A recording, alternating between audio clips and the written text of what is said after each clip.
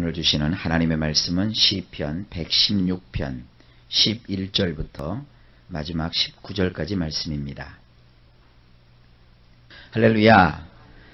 어제 시편 116편 앞부분에 보게 되면 하나님을 사랑한다 라고 고백을 하죠. 그가 하나님을 사랑하는 이유가 뭐냐면 하나님이 아무도 자기를 돌봐주지도 않는데 하나님은 나를 돌봐주시고 나의 말을 들어주시고 나의 그 하소연을 잠깐도 외면하지 아니하시고 관심을 가져주시기 때문에 내가 하나님을 사랑할 수밖에 없다. 이런 고백을 드리는 것을 볼 수 있습니다. 그뿐만 아니라 하나님께서는 나를 건져주신다고 했죠. 그 죽음의 위기에서 건져주시고 온갖 고난 속에서 나를 끄집어내 주십니다. 자, 오늘 그와 같은 찬양이 또 연결됩니다. 11절입니다. 오늘도 원문에서만 보겠습니다. 우리 성경과 비교하면서 보시기 바랍니다. 11절입니다. 나는 너무 놀라서 어리둥절한 가운데 처해보니 이렇게 말하게 되는도다. 모든 사람들은 거짓말장이니라. 이 세상에 모든 사람이 다 나쁜 사람이다 그런 뜻은 아니고요. 거짓말 할 수밖에 없는 인생. 사람이 그러잖아요. 나만 믿어? 그래서 탁 믿었어요. 그 되면 다행이지만 그게 어떻게 되나요? 인생이 그렇지 않지요. 우스갯소리가 있습니다. 어떤 손주가 할아버지와 같이 목욕탕을 갔어요. 근데 할아버지가 목욕탕에 들어가면서 물속에 들어가면서 하는 거예요. 시원하다. 시원하다. 그러니까 손주가 할아버지한테 그래요. 할아버지, 물이 정말 시원해? 그러니까 할아버지가 시원하다. 또 그러시는 거예요. 그러니까 이 아이는 그 물속으로 첨벙 뛰어들어갔어요. 시원하긴 뭐가 시원해요. 그 뜨거운 걸 이 할아버지는 시원하게 느낀 거지만 애는 완전히 살갗이 다 타는 거죠. 아 뜨거워! 하고 나오면서 이 손주가 그랬더래요. 세상에 믿을 놈 하나도 없네. 그래 나한테. 그러니까 세상이라는 것을 보여주는 아주 단편적인 모양새입니다. 그러니까 평상시에는 몰랐는데 너무나도 놀라서 어리둥절한 일을 만나고 보니까 모든 사람은 거짓말장이구나. 쉽게 얘기하면 사람은 사실 믿을 게 못 되는구나. 남만 믿지 못하는 게 아니라 우리 자신도 믿지 못하잖아요. 그래서 이런 얘기가 있죠. 작심 3일. 뭘 마음 먹고 3일 후에는 또 마음이 달라진다 그랬어요. 그건 옛날처럼 느릿느릿하고 오래된 얘기죠. 지금은 작심 3초래요. 금방 마음 먹었다가도 금방 바뀌지 않았습니까? 그러니까 이것이 다른 사람에게만 적용되는 게 아니라 이 세상을 살아가는 우리의 삶의 모습이기도 합니다. 12절입니다.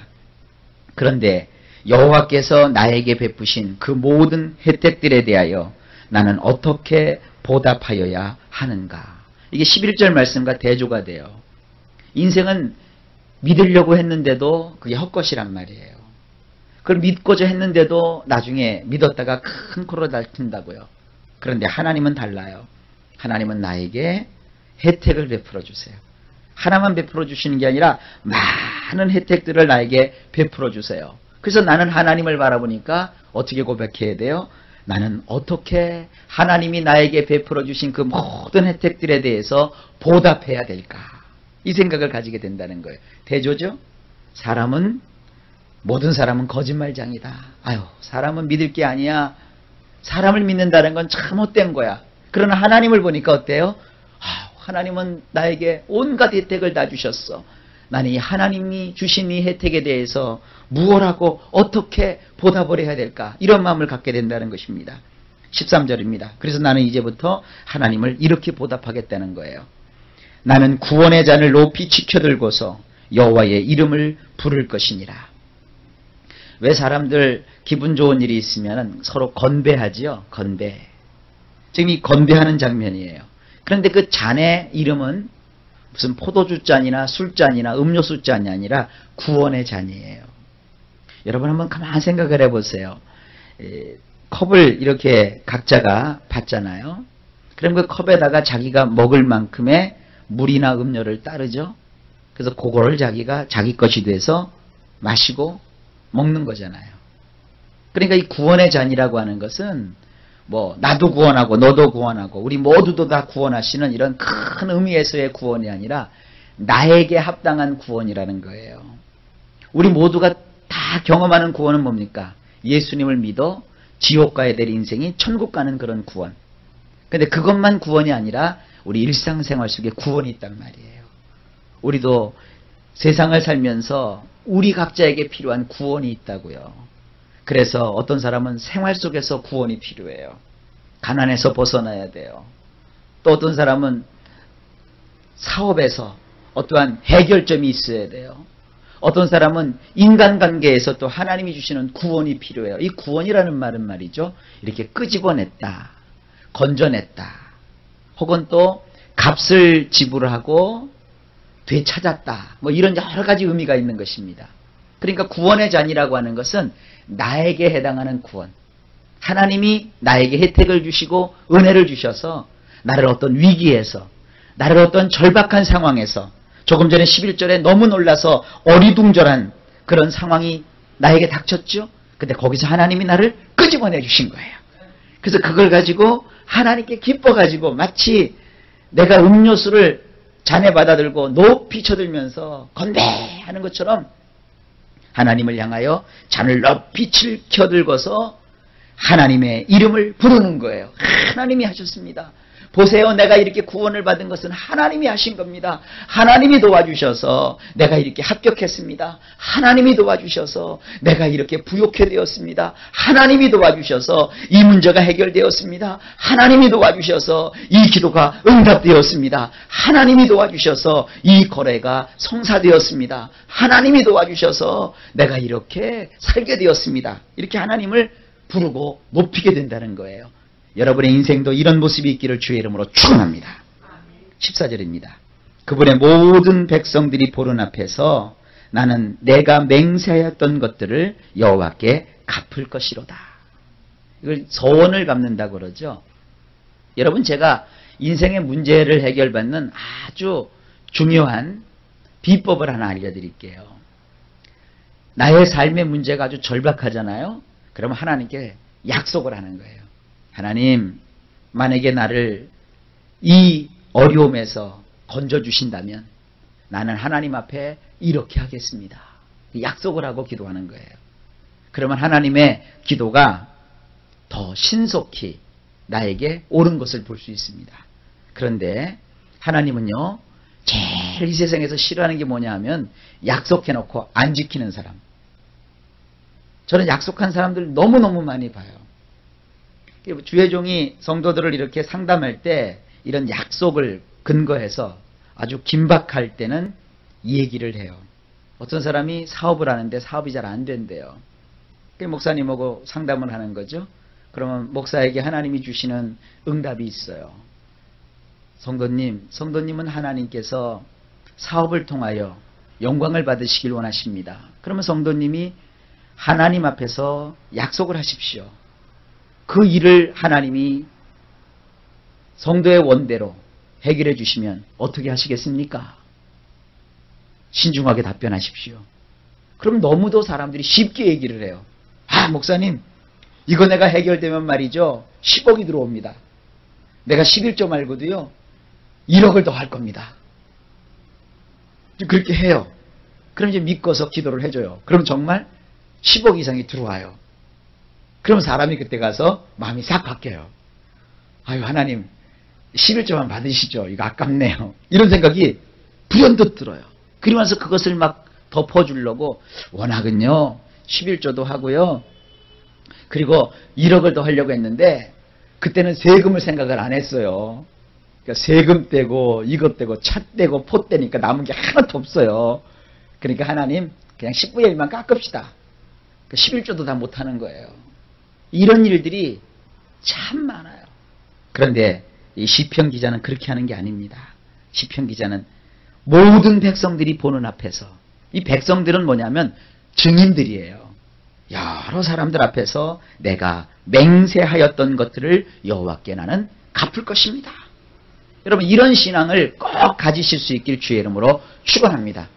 하나님과 약속을 지키지 못할 것 같으면 하지 마시고요. 약속은 하지 마시고도 기도해도 되는데 꼭 약속을 해놓고 그러더라고요. 아나니아와 삽비라라는 사람이 있었어요. 이 아나니아와 삽비라는 부부예요. 근데 초대교회 때 보니까 사람들이 하나님 앞에서 신앙이 막 불이 붙는 거예요. 그래서 성령도 받고 또 교회 분위기가 굉장히 화기애애해요. 그러니까 거기에 열심히 특심한 사람들이 많이 있었어요. 그래서 어떤 사람은 집도 팔아서 바치고 어떤 사람은 논도 팔아서 바치고 어떤 사람은 밭도 팔아서 바치고 막 그렇게 하나님의 교회에 드리면서 그 교회에서 성도들이 또 그걸 가지고 가난한 사람들이 서로 나누어 가지고 그런데 이 아나니아와 삽비라도 말이죠. 우리도 교회를 나왔는데 부담이 된다는 거예요. 그래가지고는 우리도 가만히 있을 수 없다 그래가지고는 자기들이 뭐를 팔았어요. 부동산을 팔아가지고 교회에다가 바치는데 다 바치려니까 아깝잖아요. 그래서 일부는 떼어놓고 일부만 갖다 바치면서 뭐라고 했냐면 이게 나의 재산 전부입니다 하고 갖다 바친 거예요. 그러니까 그 당시에 하나님의 종인 베드로가 그러잖아요. 이게 정말 너희들의 재산 전부 다냐? 그러니까 아나니아와 삽비라가 각각 이르기를 예 전부입니다. 그런 거예요. 그래서 베드로가 이렇게 얘기를 합니다. 언제 하나님께서 너희 재산을 다 팔아서 몽땅 바치라고 했던 적이 있더냐? 너희가 다 바치는 것도 믿음이지만 일부를 바치는 것도 믿음인데 문제는 왜 지어 마신 성령을 속였느냐? 왜 하나님을 속이느냐? 쉽게 얘기하면 다 갖다 바치는 것도 믿음이지만 다 갖다 바치지 못하고 일부만 바치는 것도 믿음이고 아니면 바칠 것이 없어서 혹은 바칠 마음이 없어서 못 바쳐도 그것도 믿음이에요. 근데 그들은 남들 바치니까 우리도 가만히 있을 수 없다고 그래가지고 조금을 바치면서 전부를 바치는 양 하나님을 속였단 말이에요. 근데 죄송하게도 아나니아와 삽비라가 그날 다 죽어요. 그걸 우리는 뭐라고 하냐면 시범 케이스라고 그러는 거예요. 그러니까 하나님을 속이는 행위는 뭐예요? 현장에서 즉사했던 아나니아와 삽비라처럼 죽임을 면치 못하는 그런 일이란 말이에요. 근데 시범 케이스라고 그랬어요. 오늘날은 안 죽이세요, 하나님이. 그러나 그것은 죽음에 해당하는 거예요. 그러니까 여러분들 서원을 하면 기도응답을 받을 수 있지만 속지 받을 수 있지만 그러나 조심할 것은 욕심으로 서원하지 마세요. 응답이 급하다고 하지도 못할 약속 하나님 앞에 막 질러대지 마세요. 그러면 안 돼요. 하나님께 정말 내가 믿음으로 돌아봐서 할 수 있는 약속은 해야 되지만 그렇지 못할 때는 오히려 하지 않는 것이 낫습니다. 괜히 애기 없을 때 하나님 나한테 애기 하나 주세요. 기도하면 주시거든요. 근데 꼭 거기서 한마디씩 더 해요. 나에게 아들을 주시면 주의 종으로 만들겠습니다. 주십시오. 그러고 나서 이제 하나님이 덤뻑 아들 하나 주잖아요. 그러면 아들이 신학대학 간다 그러면 제일 반대하는 게 또 그 엄마예요. 그렇게 하지 말라라는 거예요. 하나님은요 참 좋으신 분이세요. 그러니까 주의 종으로 바칠 테니까 아들을 주세요. 그러지 마시고 하나님 뜻대로 키우고 싶습니다. 하나님 나도 자식을 가지고 싶습니다. 나에게 자식을 주십시오. 그래도 하나님 주신다니까요. 그러니까 하나님 앞에서 지혜롭게 하시고요. 혹시 여러분 지금껏 생활하시면서 잘못 하나님과 약속한 것이 있으면 레위기에 있어요. 그 잘못된 약속을 푸는 방법이 또 레위기에 있어요. 이 새벽 시간에는 그걸 말씀할 수 있는 시간이 없고요. 궁금하면 저한테 물어보세요. 그러면 제가 답변을 해드릴게요. 좌우지간 하나님 앞에서는 약속을 지켜야 되는 거예요. 크든지 작든지 하나님 앞에 약속을 지키는 그런 삶을 꼭 사시길 주님의 이름으로 축복합니다. 자, 15절. 그분의 성도들이 죽어 지내는 것이 여호와의 두 눈에는 가치가 있느니라. 이걸 우리 성경에는 어떻게 되어 있냐면 성도의 죽는 것을 여호와께서 귀중히 보시는도다. 그래서 어떤 사람이 어려운데 자살했대요. 이 말씀을 근거해가지고요. 여러분 아니에요. 이것은 죽는다는 뜻도 있지만 죽어 지낸다는 뜻도 있는 거예요. 그러니까 성도들은 죽어 지내는 것이 여호와의 두 눈에 가치가 있다는 사실을 알아야 돼요. 여러분 세상 사람과 겨루어서 막 말로 이기고 주먹으로 이기고 여러분 그렇게 하지 마세요.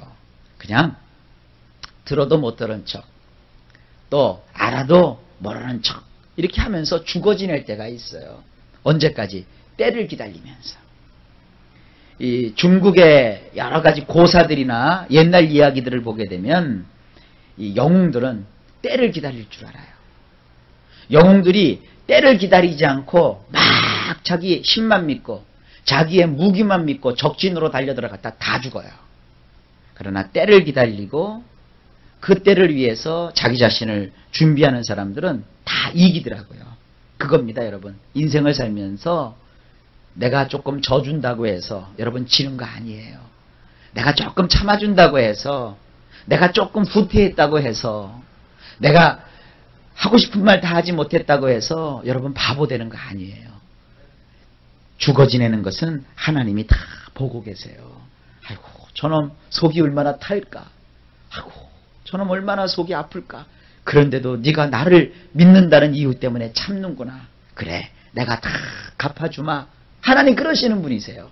그러니까 오늘도 여러분들 막 이 세상 어렵다고 투덜하지도 마시고, 또 누가 속썩인다고 해서 막 속상해하지 마시고, 그래, 하나님 앞에서 내가 한번 또 참자. 오늘도 한번 또 죽어 지내자. 여러분 그런 마음을 가지시면 하나님은요 가치 있게 우리의 인생을 봐 주시는 것입니다. 16절입니다. 아, 여호와시여, 나는 당신의 종이나이다. 나는 당신의 여종의 아들, 곧 당신의 종이나이다. 당신께 없어 나를 묶었던 것들에서 풀어주셨나이다. 하나님을 향하여 자기가 고백을 해요. 하나님, 나는 하나님의 종입니다. 근데 그 종은 종인데 어떤 종이냐? 당신의 여종의 아들. 자, 하나님이 주인이세요. 근데 하나님이 누굴 데리고 있어요? 여종을 하나 데리고 있어요. 근데 그 여종이 또 자식을 낳았어요. 옛날 습관으로 하면 종의 자식은 종이거든요. 그러니까 나는 종 중에서도 가장 하찮다는 뜻입니다. 그런 일개, 미말에 지나지 않는 나라도 하나님께서는 어떻게 해요? 묶였던 것에서 나를 풀어주신다는 거예요. 이게 기가 막힌 뜻을 가지고 있는 거예요. 여러분 이런 생각 가지지 마세요. 아휴, 나 가진 게 뭘, 하나님께 뭘 잘한 게 있다고. 하나님이 내 기도를 들어주시겠어. 하나님은 바쁘시대요. 뭐 바쁘신데 나가질 거 뭐 하나님께서 뭐 알아주시기나 하시겠어? 그러지 마세요. 그거는요 여러분 마귀한테 덜미를 잡히는 거예요. 하나님은 비록 천한 종이라 할지라도 그 종을 외면치 아니하시는 아주 놀라우신 주인이세요. 그러니까 하나님은 여러분 사정 다 알아주시고 여러분들을 이렇게 묶고 있는 것들을 다 풀어주십니다. 그러니까 어떻게 하겠다는 거예요? 17절에 나는 당신께 감사의 희생제사를 드리며 여호와의 이름을 부르리이다. 감사의 희생제사예요. 감사는요 말로만 하면 안 돼요. 희생제사를 드리는 거예요. 그래서 저는 성도들한테 그렇게 가르쳐요. 여러분 돈이 없는 거 제가 다 알아요. 삶이 구차한 거 다 알아요. 또 사람이 그러잖아요. 돈이 아무리 있다고 해도 어떤 때는 주머니에 100원짜리 하나가 없어가지고 버스를 못 타고 걸어가야 될 때가 있어요. 어떤 때는 시장에 가서 말이죠. 1000원짜리 한 장이 없어서 음식이나 반찬을 못 살 때가 있어요.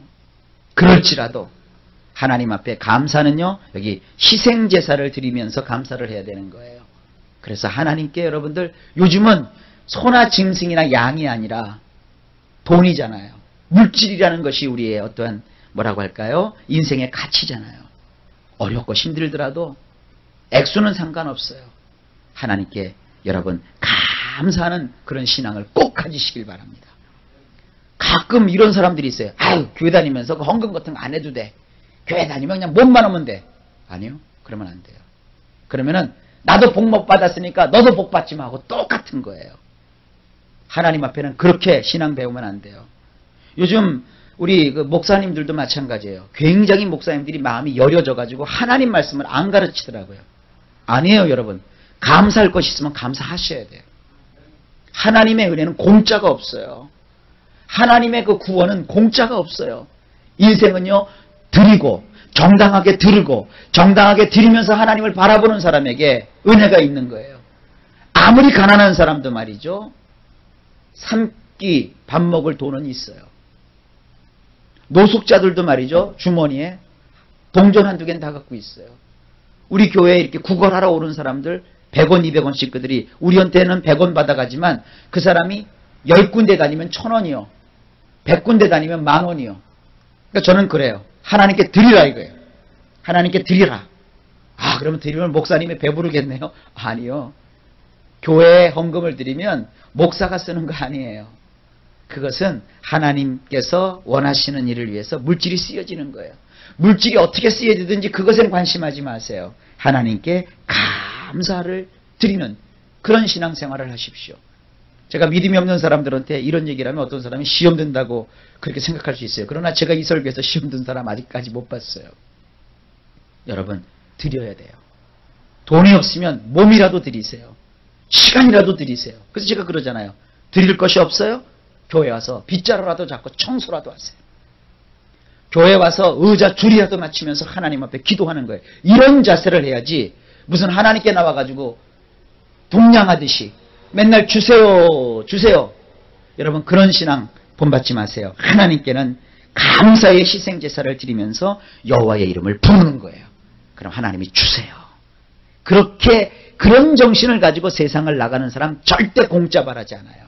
땀 흘려 일하고 애쓰고 수고해요. 그러면 뭐예요? 복을 주시는 거예요. 그러지 않고 맨날 소위 말하는 거지 근성을 가지고 있으면 세상 일도 잘 못해요. 하나님께 드리는 것을 아주 아까워하고 이런 사람들 잘 살 것 같죠? 아니요. 삶을 그렇게 살아요. 그래서 맨날 째째해요. 꼭 그런 사람들 시장 가서 콩나물 갖고 100원 갖고 막 싸워요. 그러면 잘 사는 줄 알죠? 아니죠. 싸우는 게 아니라 아끼라는 거예요. 절약하라는 거예요. 이 사람들이 절약하는 거고 말이죠. 괜히 쓸데없이 그런 작은 것에서 막 아끼는 척하다가 정작 보면 큰 것에서 다 놓쳐요. 여러분 그렇게 살지 마시고 아끼고 절약하고 근검해서 사는 것은 그것은 필수적인 것이죠. 그러나 하나님께만큼은 아주 정말 누가 볼 때 무서울 정도로 여러분들이 헌신하고 드리고 감사하는 삶을 한번 살아보세요. 하나님은 역사해 주세요. 18절에 나옵니다. 14절과 똑같아요. 내용이. 그분의 모든 백성들이 보는 앞에서 나는 내가 맹세하였던 것들을 여호와께 갚을 것이로다. 19절 여호와의 집 그 뜰에서 당신의 중심이 머무는 그곳에서 말입니다. 예루살렘이여 할렐루야. 자, 사랑하는 성도 여러분, 하나님은 참 좋으신 분이십니다. 여러분을 살피시고 여러분들을 정말로 귀 기울여 들으시고 또 우리와 함께 하시는 하나님이세요. 그 하나님 앞에 우리도 마땅히 하나님을 그렇게 최선을 다해서 여러분이 섬기고 나아가면 하나님은 놀라운 일들을 이루어 주세요. 19절에 여호와의 집 그 뜰에서 당신의 중심이 머무는 그곳에서 하나님은요 이렇게 하나님을 섬기고 하나님께로 나아가는 그런 사람에게 그 중심을 향하여 계세요. 오늘도 하나님이 여러분을 향하여서 그 애정어린 마음으로 우리를 품고 계십니다. 하나님 안에서 범사에 감사하며 하는 일마다 형통하고 때마다 일마다 주님의 평강이 넘치시기를 예수님의 이름으로 축복합니다.